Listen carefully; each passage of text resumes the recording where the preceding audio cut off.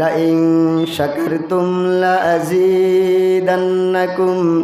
ওয়া লাইন কাফারতুম ইন্না আযাবি লাশাদীদ।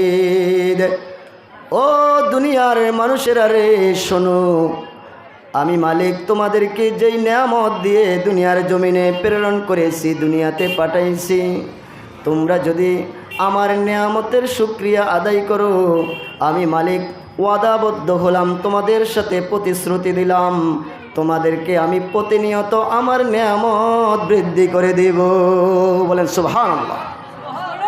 তবে শুনে রেখো, যদি আমার নেয়ামত পেয়ে, নেয়ামত খেয়ে, নেয়ামত ভোগ করে আমার আসমানের নিচে জমিনের উপরে বিচরণ করে আমার নেয়ামতের শুকরিয়া আদায় না করো, শুধু শুকরিয়া আদায় করো নাই এই পর্যন্তকে ক্ষান্ত নয়, প্রতিনিয়ত আমার